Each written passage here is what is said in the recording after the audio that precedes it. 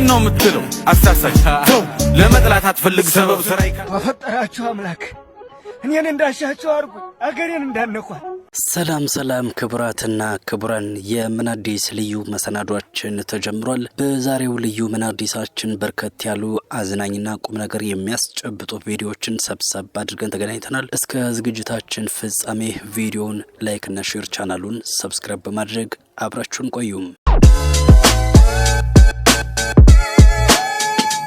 የዋልድባ ገዳም ጉዳይ ዛሬም መነጋገሪያነቱን እንደቀጠለ ነው። በኮሜዲያን እሸቱ ዶንኪ ሚዲያና በእግረኛው ሚዲያ በኩል ፍጥጫዎች ዛሬም እንደቀጠሉ ናቸው። እግረኛው ሚዲያ በዋልድባ ገዳም ተገኝቶ ዶንኪ ቲዩብ ከዚህ በፊት ያስተላለፈው ዶክመንተሪ ቪዲዮና ከዛ በኋላ ደግሞ ከአብረንታት የሄዱ የገዳም አባቶች የይቅርታ ቪዲዮ ሁለቱም የተሳሳተና ህገወጥ እንደነበረ የዋልድባ መነኮሳት ተናግረዋል። እስኪ እንከታተለው። የኔ ጥያቄ ከሁለት ነገር ይመነጫል። ከአንዱ ከዚህ ነው። አንደኛው ከውጪ ራሱ ኮሜዲያን እሸቱ ይሄን ቪዲዮ የሰራሁት ሊቀ ጳጳሱ ጽፈውልኝ ነው ብሎ በሊቀ ጳጳስ የታዘዘ ነው ዋልድባ የሴቶች ገዳም የሚለውን ስም የሰጠሁት ብሎ ራሱ ነግሮናል።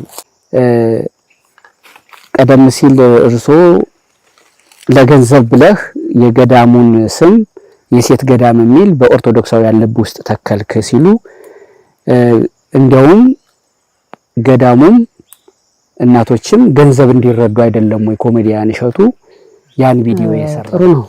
እንግዲህ ጥያቄያችሁ ጥሩ ነው። ዋልድባ በነገራችን ላይ ያንድ ሰው ገዳም አይደለም፣ የተወሰኑ የኢትዮጵያ የዓለም ገዳም ነው። የዓለም ገዳም ላይ ነው መርዝ የነሰነሰበት ነግረነዋል። አሁን ያለበት ምክንያት ከመሬት ተነስተን አይደለም። ምክንያቱም እሸቱ ሴትዮዋ ስታመጣው እዛ ማደር ስለማይቻል አባቶች የውግዘት ቃል አሳርፈንበታል። ማዶ መተህ እደር ብለን እኛ ሲያድር ነግረናል። ቁጭ አድርገን እንግዲህ እንደርሰውት ፊት ለፊት አድርገን ነው የነገርነው። ዋልድባ ሴትዮዋ ለገንዘብ ብላ ካሁን ቀደም ብዙ መከራ ደርሰበታለች። በዋልድባ ገዳም የሴት ገዳም፣ የደናግል ገዳም በየወሩ የሆነ ስያሜ ተሰጠዋለች። ብዙ ታርጋ ነው የምትለጥፍለት እና የሴት ገዳም እንዳልሆነ እንኳን የሴት አንስት የከብት አንስት መድኃኔዓለም ራሱ በማይታበል ቃሉ አይሻገርበት ብሎ ያስቀመጠው ቦታ ነው። ትልቅ የቅድስና ቦታ ነው። ኃጢአት አይሻገርብሽ ላይ ቀልብሽ ሲል ሴቶች እንዳይሻገሩበት በጽኑ ውግዘት አስቀምጧል። እንግዲህ ከአባቶች በጽሁፍ ነግረውኝ ከጻፍኩት ውስጥ አንዱ ምንድነው ስለ እናታችን ቅድስት ወለተ ጴጥሮስ የተገለጸ ነገር አለ። እናታችን ቅድስት ወለተ ጴጥሮስ የበቃች ነቃች ናት።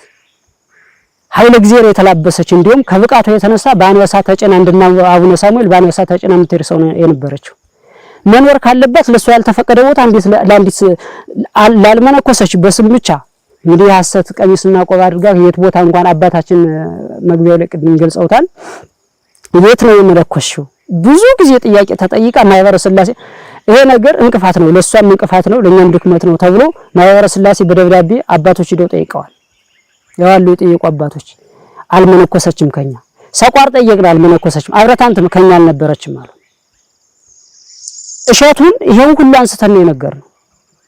እባክህ ታሪክ እንዳታበላሽ።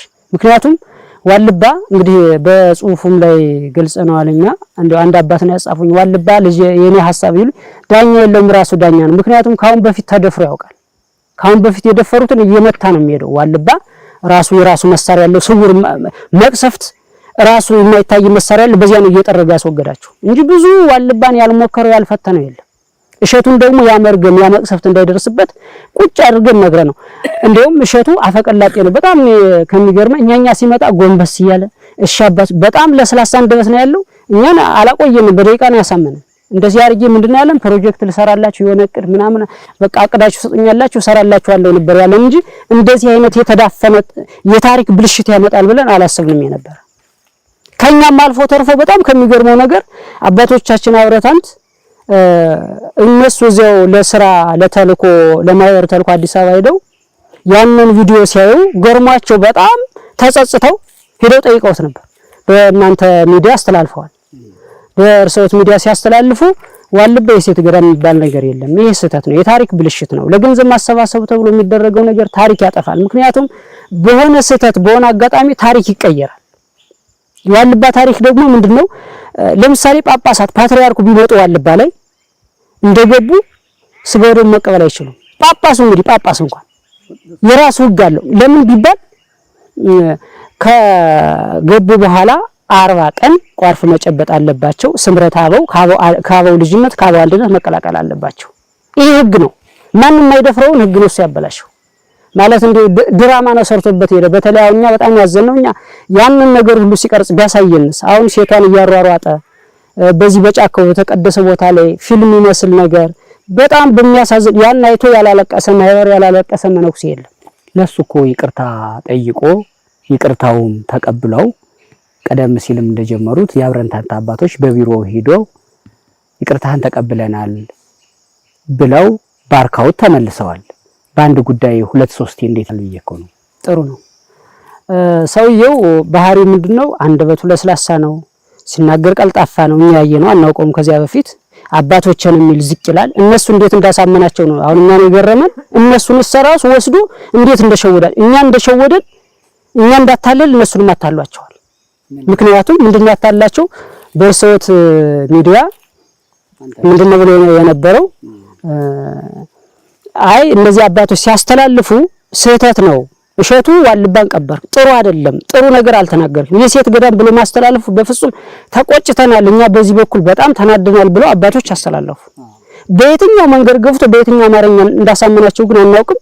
ከሆነ ቀን ቆይታ በኋላ ሄደው አይ አንተ እኮ እንደዚህ ነህ እንደዚህ ቅልስልስ ብለው እንደው አንተ ማትወቀስ ሰው ነህ ለስራ ብለህ ለልማት ብለህ ነው ለልማት ተብሎ ለገንዘብ ተብሎ ታሪክ አይለወጥም አይቀየርም። በዋልድባ ገዳም ዙሪያ የሚደረጉ ገመድ ጉተታዎች ሁሉ ለምእመናን አንገት የሚያስደፉ ናቸው። ለገዳማውያን አባቶችም የሚያሳዝን ጉዳይ ነው። ስለሆነም የሁለቱ ሚዲያ ባለቤቶች ዶንኪ ቲዩብ እና እግረኛው ሚዲያ ተነጋግረው የሚስማሙበትን ነገር ቢፈልጉላቸው የተሻለ ነገር ይሆናል። እስኪ እናንተም እዚህ ጉዳይ ላይ የተሰማችሁን ሀሳብ አስተያየታችሁን ጻፉልን። ወደ ሌሎች ቪዲዮዎች እናልፋለን።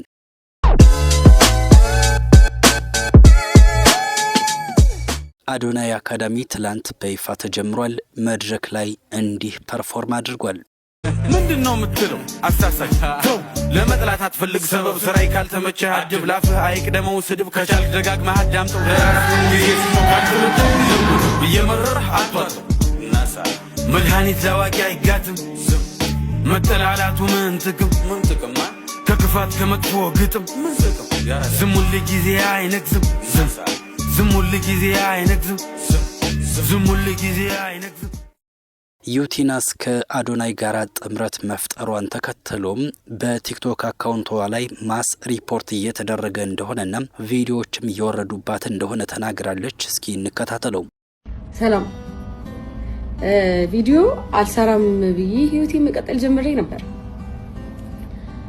ግን ያው ብቻ ከትላንትና ወዲያ ከወንድሜ አዶናይ ጋር ቪዲዮ ሰርች ፖስት አድርጌ ነበርና የዛኑን ቀን ማታ እስኪ ስንታየ ምናምን የሚለውን ለማየት ወደ አካውንቴ ሲገባ አንድ ቪዲዮ የለም። በጣም በጊዜ በጉልበት በገንዘብ የለፋውበት አምባር ስራዬ በማስ ሪፖርት ተጠፍቷል። የማንም ቤተሰብ ሁሉ የማንም ቤተሰብ አይሽ እንደዛ ባትበቀሉኝ፣ አይሽ እንደዛ ባይፈጠር። ቻሌንጁን እኔ አንደኛም ሁለተኛም ሶስተኛም ወጥቼ ባላሸነፍበት እንኳን አይ ሪሊ ዊሽ አካውንቴ ላይ ቢቀመጥ እሱ ቪዲዮ ወደፊት ባዮ ደስ ይለኛል ምናምንና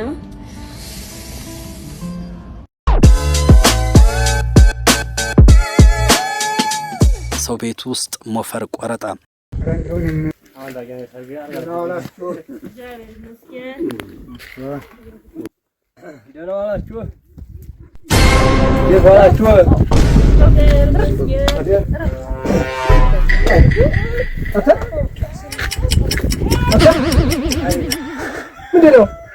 አይ ሞፈር እየቆረጥኩ ነው። ሰላም ነው ሞፈር የምቆርጠው ጨንቆኛ ነው።